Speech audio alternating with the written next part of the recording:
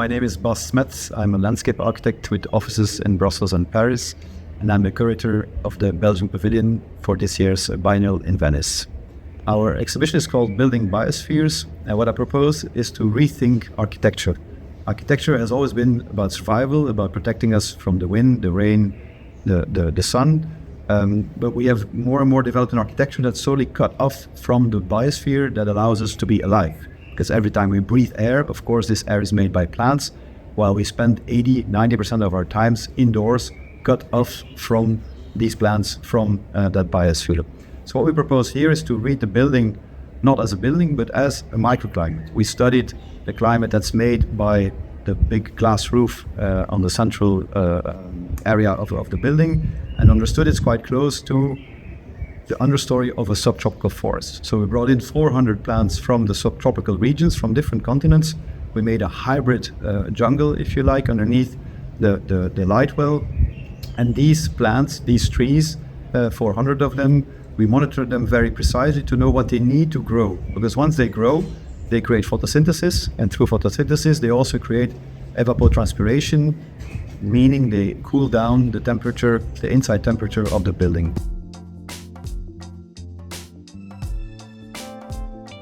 We're testing this now in the summer heat of Venice that's building up, and I'm looking forward to 30 degrees, 35 degrees, and to see how these plants, through their evapotranspiration, will cool down the temperature. So the idea is that we give agency to these plants. These plants themselves, in a closed loop, decide the climate that they need to grow. It is harvesting natural intelligence. It is using artificial intelligence to operate these three actions: ventilation, irrigation, lighting. But it's really the result of a collective intelligence. We worked with botanists, we worked with ecophysiologists, we worked with Stefano Mancuso, who's a neurobiologist. We also worked with specialists of buildings to make sure how the building would react. This building, the first building that was made in the Giardini in 1907, how would it react to a higher humidity? So it's really bringing all these intelligences together to make this hybrid proposal. Over time, architecture has evolved to maybe in a wrong way, in being only for human. As you noted, we started coming out of the forest. We started making architecture, the primitive foot of Loger, just to show you another reference. And we lived with the biosphere, we lived with nature, and more architecture has become, and even our cities has become monofunctional, only built for us. So we have to find a way to bring nature back in. We have to find a way to find a new symbiosis, to create a new relationship between architecture and nature. My name is Dennis Pola. I'm the director of the Flanders Architecture Institute, and we're the commissioners of the Belgium Pavilion at the Venice Biennale. UAE, the Flanders Architecture Institute, launched as an open call for the commissioning of the Belgian Pavilion. This time in this edition, we had about 40 entrances for this open call, practices from all over Flanders and Brussels that submitted projects. We find this project particularly outstanding because it first and foremost addresses global climate issue. And within this, it addresses our relation to nature and how architecture relates to nature and can change its agency in the current situation. And in some way, what is happening in this pavilion, it is really a collective intelligence that makes us think about how we should consider different species and the relation between different species together in their entity. In a way, the Building Biospheres project, the experiment of the plants in the central pavilion, is a starting point for other and future generations of architects to translate this thinking and to translate landscape thinking into the practice of architecture. It's also a reflection about Flanders. In a way, it is one of the mostly densely populated territories in Europe. We don't have natural corridors that are seen and programmed and thought about and engineered in a broader perspective. We need to think about landscape as an entity, and of course this goes beyond borders. We need to see that our ecosystems are in close interrelation and in a symbiosis with our built environments. Our built environments has a strong impact on the way how our landscapes and our organic matter is shaped. We built on currently more weight on the planet than the organic matter that is around. And I think we need to reconsider how architecture and landscape architecture relate to each other. Bas Metz has been the first landscape architect commissioned to create the Belgian Pavilion. And for us, this is also a possibility to bring the discipline of landscape architecture in the centrum of the architecture discourse, give it a stage and give it as a possibility also to enter a much stronger dialogue between the discipline of architecture. We need to reconsider how our inside and outside spaces relate to each other, how our microclimates correspond to each other. And of course, this cannot be solved just nationally. This is a global issue, and we need to understand how nature in its entity can relate to our buildings.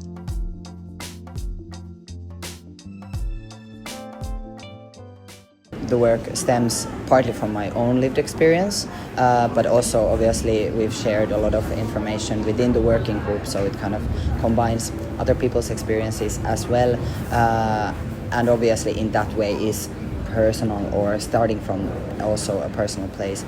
But I do think that it kind of links, the work does link to questions of human rights, and especially in the year 2025 that we're living in, and we're seeing the decline in especially trans rights and especially trans women's rights across the world. So in that sense, the work also gets contextualized with these conversations, and I kind of hope that we wouldn't go that road in Finland or in any other places as well. Yes, and also we see like a Biennale also as a site for asking questions. And when you are like visiting a lot of pavilions, like national pavilions and also the Arsenal area, you kind of get a picture like what is relevant or what is meaningful at the moment in the architecture discourse. And like when selecting or choosing the topics that are presented in the pavilions, what are visible in the pavilions, I think it's like really important to also raise these questions that we need to discuss together. And of course, like we have the questions related to the trans rights here, but also the question related to the modernism, like what is the role of modernist legacy and in the field of architecture, kind of what to do with it. And we with this work we want to kind of pay attention to the modernism. We want to also embrace it, but also we want to question the ideas that these modernistic buildings that we have actually a lot of in Finland. We want to kind of find new ways, new approaches, new also kind of ways of thinking, like performance arts, to bring performance art as a way of looking at architecture. This work is really like bringing together research and practice that I've been doing for many years already, which has been so beautiful. How Kaisa has been kind of like helping me or assisting me to also like kind of focus the questions that I've been working with for a long time to kind of direct those questions to the field of architecture, which is one very obvious field to work with when you are a performance artist, actually. I think that this work has kind of started so many paths, like kind of opened so many paths for me that I think I will be continuing with these themes with the kind of 5 scores and maybe going into different of those scores in different contexts, and obviously hoping to have these questions posed to other kinds of modernist buildings in the world. I mean, this is only one, but I am especially kind of really interested in the ideal of purity in these buildings that are indeed created and sustained by the fossil fuel culture. At the same time, while I might be fascinated by their aesthetics, at the same time I'm kind of wanting to ask questions from them and critique or question them also. But also at the same time questioning my own aesthetical preferences. Where do they come from? How have they been? How has the modernist thinking been shaping me as a person and as a maker as well? So I'm posing these questions to audience, but to myself as well. Yes, definitely. And also I think the discussion around modernism needs to be continuing. But at the same time, I think it's like a question for the architectural theory. What is architectural research? What is seen as a discussion around architecture? Of course, we have like prototypes, we have like material tests and drawings and those kind of things. We have theoretical articles, academic articles. But I think that we also need to see this as a way of researching, making architectural theory, and also like bringing these questions into the form. But also based on this, maybe this performance, there is an essay that is a background for the performance and starting point for the installation. But also based on installation, you can continue developing this project into a theory. So having this kind of a relationship between the material artistic work and then making into the text and into the theoretical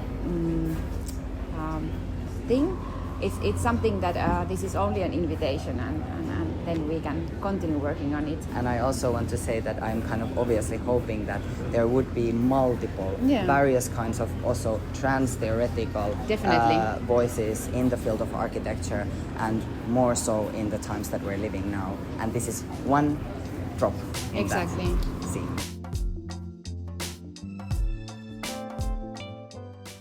Hi, my name is Azza Abu Alam, and I'm the curator for this year's National Pavilion UAE at the Venice Biennale 2025.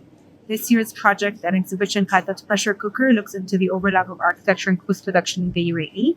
It looks into how can architecture lend a helping hand when it comes to food production with food security, especially with climate change and its effects of rising groundwater. So the project looks into dissecting and analyzing and learning from the greenhouse typology, specifically as an architectural typology within the UAE. So it looks at lessons from the past, present, and future, and hopefully presenting speculations towards how architecture and food production and their overlap could be integrated within our lived and environments. Essentially, architectural elements here are studied, analyzed, and reconfigured to help, yes, within context of earth environments, but potentially these solutions could be learned from the proliferated throughout the world. In the effects of climate change, we can see that the expanse of arid environments is upon us, and so can we learn from the expertise from areas like the UAE, essentially, as a national food security strategy. I mean, essentially, this project is, I would say, a huge push to actually understand how our food is grown and how it's produced and how it's also consumed, and making and bridging that production site and the consumer closer and bringing them closer to one another. What we see in the exhibition is not just forms that we might be familiar with visually. However, they are slightly modified in terms of their parts and bits and pieces. This project was developed in collaboration with both Society and the local team, and what we did was that we broke down the architectural elements into its basic parts, mix and match and reassemble and disassemble. We also have modified, for example, the shade where it is allocated on the exterior of the greenhouse versus on the interior. So all of these learnings were taken from fieldwork in the UAE and then modified and slightly shifted and altered here and there to produce a new, I would say, assembly that could then potentially, hopefully, then HMB proliferated throughout. In essence, I would say the assemblies that you see in the exhibition today are in response to the idea that greenhouses in the UAE are important, right, as an architectural form.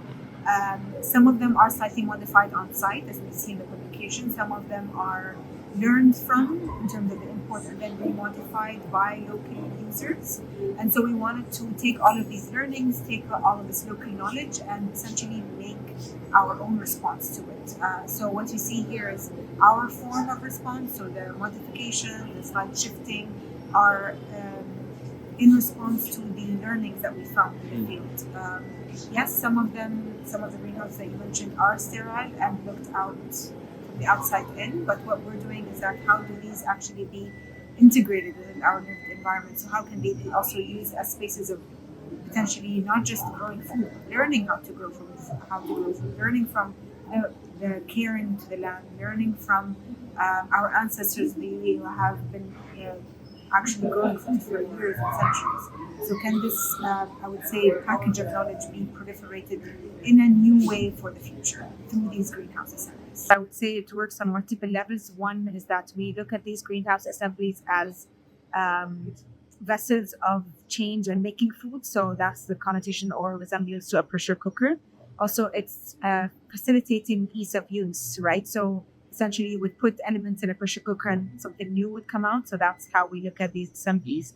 But also, we look at it in terms of urgency. So pressure cooker invites this idea of urgency, of act now with climate change. Essentially, that's what we're trying to do, is that we're trying to invite people to reimagine how can architecture and food production overlap, and how can we respond to the urgencies that are upon us.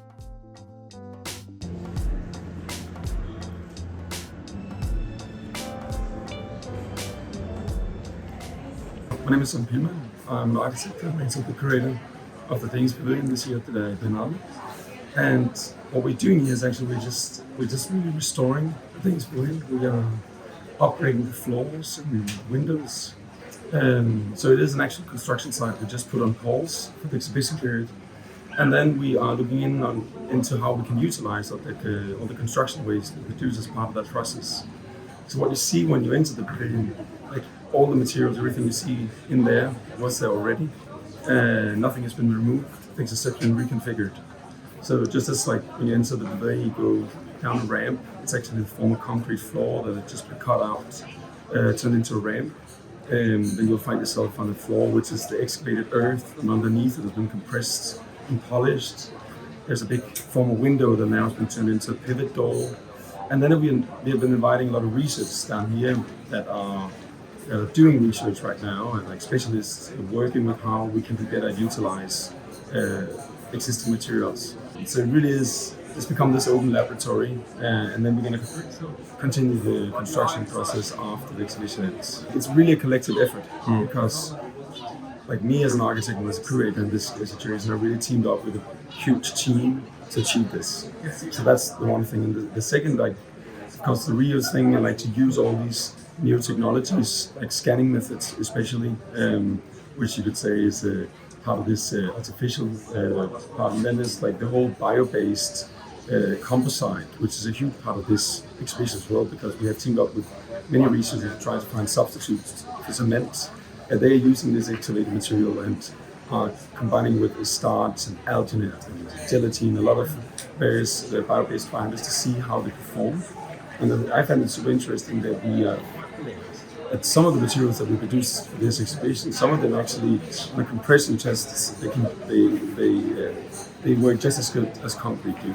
So it is part of ongoing research, and I hope that within the next few years we'll see some results from some of these research, and hopefully it's something that things we are presenting here already that can be implemented in the building industry. Our overall goal with this exhibition, the method that we are applying here, is just to inspire people, to let people, like, to give them a real example on how many aesthetic potentials there lies within the existing. Because I think that's what we really need right now, is that we need to have some good examples so that you dare to work with less to create something that actually has a bigger impact.